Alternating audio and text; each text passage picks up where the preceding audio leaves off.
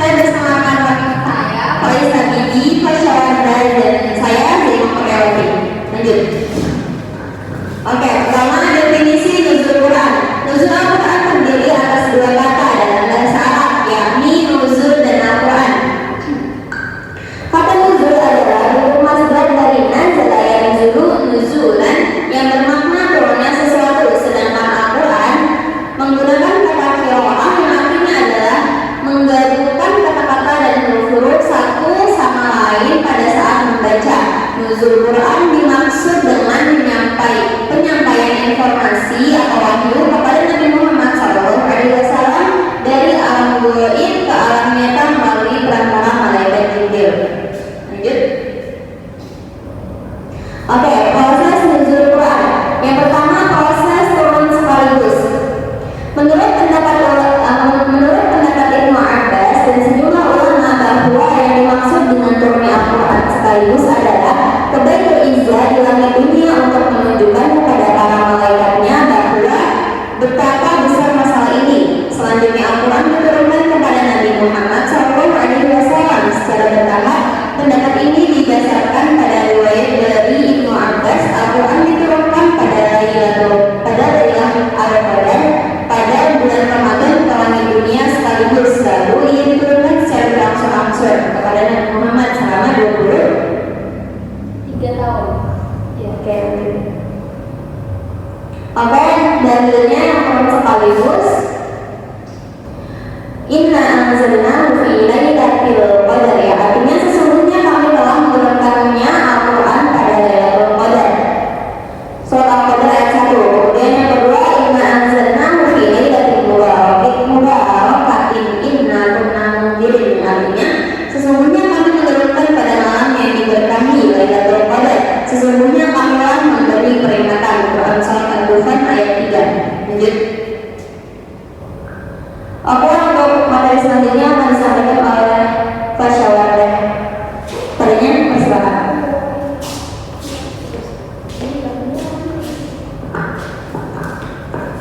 Oke, untuk yang selanjutnya ada turun ke Lauhul Mahfuz secara sekaligus.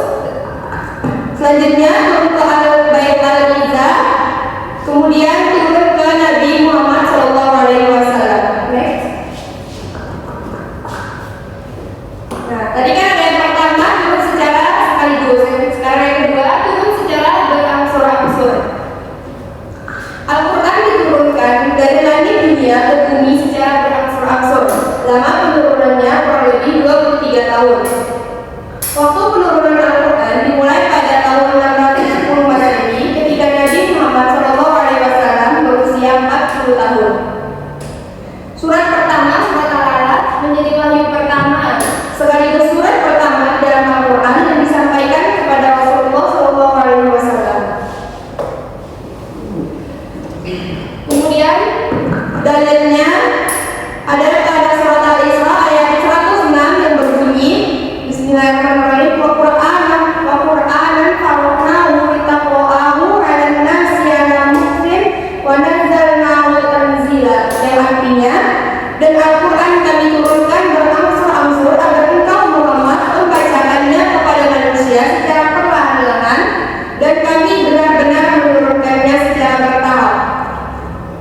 Oke, selanjutnya akan dijelaskan oleh Mas Faid.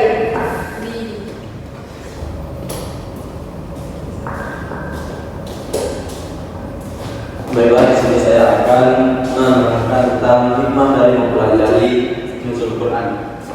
Sebelum kita memasuki apa saja hikmahnya, saya akan menerangkan apa itu hikmah. Hikmah menurut bahasa.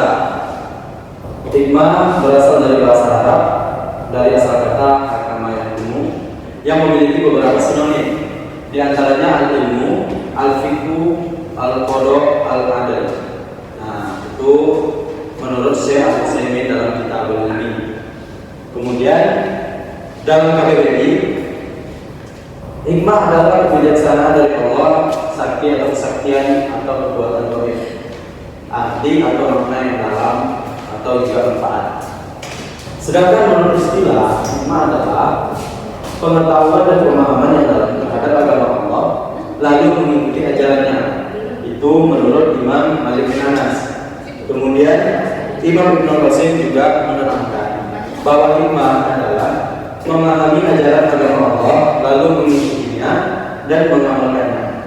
Jadi dapat kita simpulkan bahwa hikmah adalah suatu anugerah yang dikaruniakan Allah berupa kemampuan menerjemahkan maksud yang diinginkannya. Next. Nah, sekarang adalah hikmah dari mempelajari nuzul Quran. Yang pertama adalah memahami sejarah dan peristiwa turunnya Al-Quran. Dengan kita mempelajari nuzul Quran, maka kita bisa memahami sejarah dan peristiwa turunnya Al-Quran. Kemudian meningkatkan keimanan dan ketakwaan kepada Allah Subhanahu wa taala. Ketika kita mempelajari nuzul Quran, terus kita dapat meningkatkan keimanan dan ketakwaan kita kepada Allah. Kemudian hikmah yang ketiga, sebagai edukasi mendekatkan diri kepada Al-Quran, lebih mencintai, memahami dan mengamalkan Al-Quran. Orang yang sudah belajar nuzul Quran, maka dia akan lebih mendekatkan diri kepada Al-Quran. Dia lebih mencintai Al-Quran dan lebih mengamalkannya. Kemudian yang keempat, meningkatkan minat dan motivasi membaca serta mengamalkan isi kandungan Al-Quran. Nah, orang yang sudah belajar nuzul Quran, maka itu akan dapat meningkatkan minat dan motivasi membaca serta mengamalkan isi kandungan Al-Quran. Dan yang terakhir, sebagai syiar Islam dan mendakwakan Al-Quran. Oke, sekian dari kelompok kami. Kurang lebihnya mohon maaf. Wabillahi taufiq wal hidayah. Assalamualaikum warahmatullahi wabarakatuh. Waalaikumsalam.